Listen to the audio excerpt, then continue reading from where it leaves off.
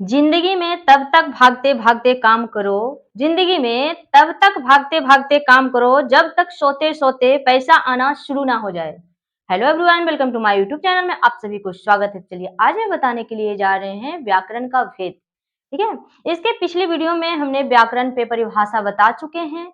अगर आपको उसका वीडियो देखना है तो इस वीडियो के डिस्क्रिप्शन बॉक्स में इसका लिंक दे देंगे, जाके देख लीजिएगा। ठीक है, या तो आई बटन में मैं इसका लिंक दे दूंगी, वहां पर भी आप देख सकते हैं। ठीक है, चलिए आज मैं बताने के लिए जा रही हूँ क्या, व्याकरण का भेद। ठीक है, तो व्याकरण का भेद, तो व्याकरण को हम इंग्लिश में क्या कहते हैं?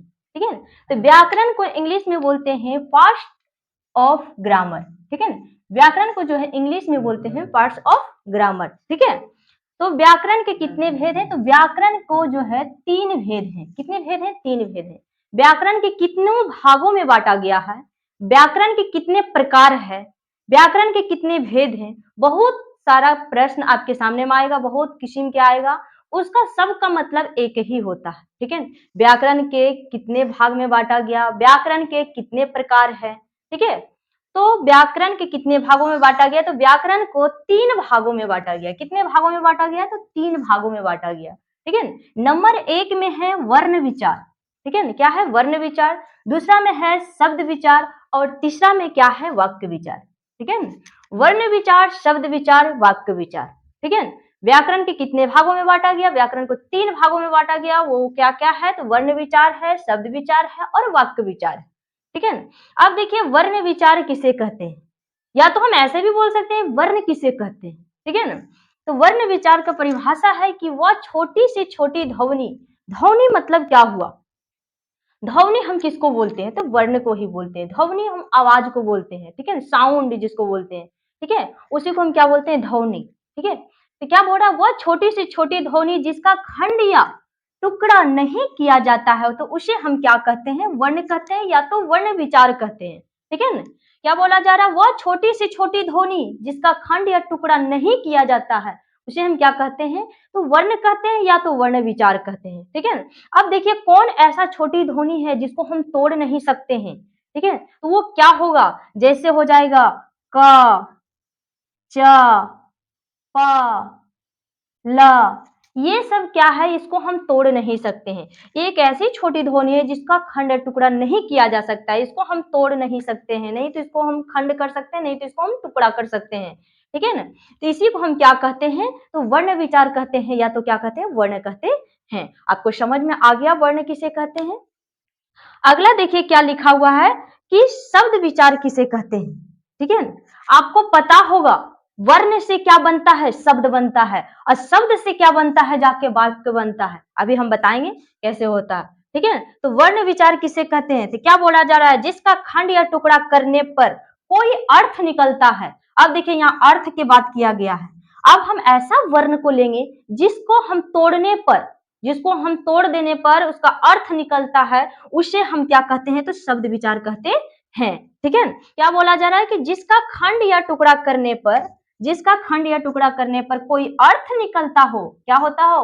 तो अर्थ निकलता है, उसे हम क्या कहते हैं? तो शब्द विचार कहते हैं। क्या कहते हैं? शब्द विचार कहते हैं। अब देखिए कौन ऐसा वर्ण है जिसको हम खंड और टुकड़ा करेंगे, जिसको खंड और टुकड़ा करने पर अर्थ, अर्थ निकलता, उसे हम क्या कहते हैं? तो शब्द विचार कहते हैं। ठीक है, तो ये क्या हो जाएगा? जैसे हम क्या कर लिखेंगे यहाँ, क प्लस ल प्लस म। देखिए ये क्या हो चुका? टूट चुका है। और टूटने के बाद जो शब्द बनेगा मेरा, कलम, क्या हो गया? कलम। तो कलम क्या है? कलम का अर्थ क्या निकल रहा है? तो कलम क्या है? एक वस्तु है जिससे हम क्या कर सकते हैं? तो लिख सकते हैं। ठीक है, तो कलम का अर्थ क्या निकला मेरा? कलम से हम क्या कर सकते हैं? तो लिख सकते हैं। ठीक है ना, अगला क्या है? क प्लस म प्लस ल, क्या है? कमल। ठीक है ना, कमल क्या है? तो कमल जो है, कमल जो है क्या है? तो एक प्रकार का फूल है।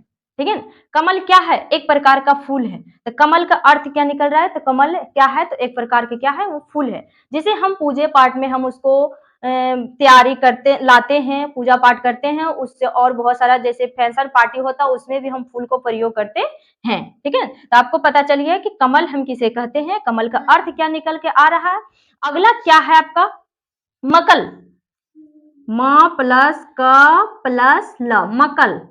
अब देखिए मकल, ठीक है, तो मकल देखिए क्या है आपका म प्लस क प्लस ल, क्या हो गया मकल। तो क्या बोल रहा है मेरा परिभाषा कि जिसका खंड या टुकड़ा निकलने पर, जिसका खंड या टुकड़ा करने पर कोई अर्थ निकलता हो उसी को हम कहेंगे शब्द, और जिसका अर्थ नहीं निकलता हो उसे हम शब्द नहीं कहेंगे। ठीक है, जिसका अर्थ निकलेगा उसे हम शब्द कहेंगे, जिसका अर्थ नहीं निकलेगा उसे हम शब्द नहीं कहेंगे। जैसे कि एक नंबर में आपका दिया गया है कमल, तो कमल क्या है, एक प्रकार का वस्तु है, वो क्या चीज का काम करता है, तो लिखने का काम करता है। दूसरे नंबर में आपका क्या दिया गया है, सॉरी कलम, एक नंबर में क्या दिया गया है कलम, तो कलम क्या है, तो कलम एक वस्तु है जो कि लिखने का काम करता है। और अगला क्या है, 2 नंबर में दिया गया है क्या कमल, तो कमल क्या है, एक प्रकार का फूल है जो हम उसे पूजा पाठ में लाते हैं। और दूसरा तीसरा नंबर में जो दिया गया है मेरा, तीसरा नंबर में क्या है म प्लस क प्लस ल, मकल। अब देखिए मकल का कोई अर्थ नहीं निकल रहा है, इसलिए इसे हम शब्द नहीं मानेंगे। ठीक है, ये शब्द नहीं है, दोनों शब्द है लेकिन ये शब्द नहीं है। क्यों, क्योंकि मकल का कोई अर्थ नहीं निकल रहा है, जिसका अर्थ निकलेगा वही शब्द कहलाएगा और जिसका अर्थ नहीं निकलेगा वो शब्द नहीं कहलाएगा। ठीक है, अब देखिए अगला प्रश्न क्या है आपका कि वाक्य विचार किसे कहते हैं। ठीक है ना, वाक्य विचार किसे कहते हैं, तो क्या बोला जा रहा है, दो या दो से अधिक शब्दों के सार्थक, देखिए क्या बोला जा रहा है सार्थक, सार्थक और निरार्थक आप लोग पढ़े होंगे, अगर नहीं पढ़े तो इस पे भी मैं वीडियो बना दूंगी, आप कमेंट जरूर कीजिएगा। अगर इसका भी वीडियो चाहिए तो कमेंट कीजिएगा, मैं इस पे भी वीडियो बना दूंगी। ठीक है, क्या बोल रहा है, दो या दो से अधिक सार्थक, ठीक है, क्या बोल रहा है सार्थक समूह को वाक्य कहते हैं। सार्थक होना चाहिए, निरार्थक नहीं होगा। ठीक है, निरार्थक नहीं होना चाहिए, सार्थक होना चाहिए। क्या बोला, दो या दो से अधिक शब्दों के सार्थक समूह, समूह मीन्स क्या होता है, समूह की भी बात किया जा रहा है, समूह मीन्स क्या होता है, तो समूह क्या होता है, एक झुंड होता है, झुंड को हम क्या कहते हैं, तो समूह कहते हैं। ठीक है, तो क्या बोल रहा है कि दो या दो से अधिक सार्थक समूह को वाक्य कहते हैं, किसको, तो दो या दो से अधिक सार्थक समूह होना चाहिए, सार्थक भी होना चाहिए और क्या होना चाहिए, समूह में भी होना चाहिए, यानी झुंड में भी होना चाहिए, उसे हम क्या कहेंगे, तो वाक्य कहेंगे। ठीक है, तो वाक्य में क्या आता है, क्या एक शब्द को वाक्य बना सकते हैं, नहीं, तो वाक्य में क्या आता है, 2 3 4 शब्द आता है, तो वही बोल रहा है दो या दो से अधिक कितनों भी आ सकता है वाक्य में। ठीक है, उसी को हम क्या कहेंगे, तो वाक्य कहेंगे। और वाक्य में क्या होगा, वो सार्थक होना चाहिए। ठीक है, जैसे नंबर 1 में देते हैं राम, राम आम खाता है, राम आम खाता है। ठीक है ना, तो ये क्या बन चुका है, एक वाक्य बन चुका है। राम क्या है, राम नाम है, राम आम खाता है, ये क्या है, एक सेंटेंस बन चुका है। ठीक है ना, अब जब हम ये क्या है, अब देख लीजिए, अब यहाँ पे हम लिखते हैं, एक और लिखते हैं, आम राम खाता है। ठीक है, आम राम खाता है। ठीक है, एक सेंटेंस और लिखते हैं हम, खाता आम राम है। ठीक है, खाता आम राम है। ठीक है, अब देखिए नंबर 1 में जो लिखा हुआ आपका सेंटेंस जो है, राम आम खाता है, और दूसरा में जो है आम राम खाता है, और तीसरा में है खाता आम राम है। ठीक है, तो देखिए ये दोनों जो सेंटेंस है, ये दोनों क्या है, सार्थक नहीं है। ठीक है, ये दोनों क्या है, तो निरार्थक है। ठीक है, तो ये दोनों क्या हो जाएगा, वाक्य नहीं होगा। राम आम खाता, ये सेंटेंस जो है हमको सुनने में क्या लग रहा है, अच्छा लग रहा है कि राम आम खाता है। ठीक है, राम आम क्या कर रहा है, तो खाने का काम कर रहा है। ठीक है, तो ये क्या हो जाएगा, तो वाक्य बनेगा। लेकिन आम राम खाता है, ये थोड़ा सा सेंटेंस अच्छा नहीं बैठ रहा है, इसलिए ये वाक्य नहीं बनेगा। खाता आम राम है, ये भी सेंटेंस सही नहीं लग रहा है, तो ये भी क्या होगा, वाक्य नहीं होगा। ठीक है ना, जैसे क्या लिखेंगे, बाजार राम जाता, क्या हो जाएगा, बाजार राम जाता है। ठीक है, बाजार राम जाता है, राम बाजार जाता है, राम बाजार जाता है, ठीक है। बाजार राम जाता है, अब ये सेंटेंस को देखिए और राम बाजार जाता है ये सेंटेंस को देखिए, दोनों में अंतर लग रहा, कौन सा सेंटेंस सही होगा, कौन सा वाक्य सही होगा, तो क्या होगा, राम बाजार जाता है, तो इसका वाक्य सही है, तो ये क्या बन चुका है, तो वाक्य बन चुका है, ठीक है ना, ये क्या है, तो वाक्य है। लेकिन बाजार राम जाता है, तो ये क्या है, वाक्य नहीं है, क्यों, क्योंकि इसका अर्थ नहीं निकल रहा है, ठीक है। बाजार राम जाता है, राम बाजार जाता है, ठीक है, ये सही सेंटेंस नहीं बैठ रहा है, इसलिए ये क्या होगा, वाक्य नहीं होगा। आइए देखिए, वाक्य है क्योंकि इसका सेंटेंस सही है, ठीक है, राम बाजार जाता है, ठीक है।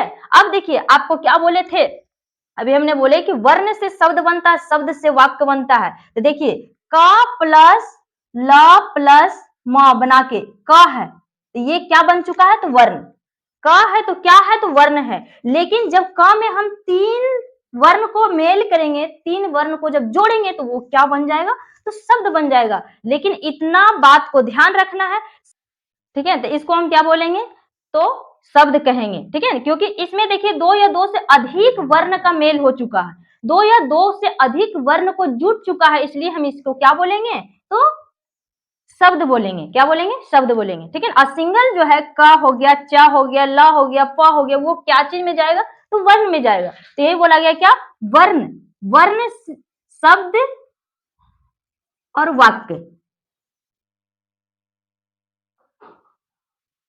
ठीक है। तो क्या है, देखिए वर्ण से क्या बनता है, तो शब्द बनता है, और शब्द से क्या बनता है, तो वाक्य बनता है, ठीक है। वर्ण से शब्द, शब्द से क्या बनता है, वाक्य बनता है, ठीक है। तो क हो गया मेरा वर्ण हो गया, और क प्लस ल जोड़ेंगे तो क्या हो गया, शब्द हो गया। कल मम्मी आएगी, ये क्या बन चुका है, तो वाक्य बन चुका है, ठीक है ना। आपको मेरा वीडियो अगर अच्छा लगा तो इसे लाइक कीजिए, शेयर कीजिए और सब्सक्राइब कीजिए।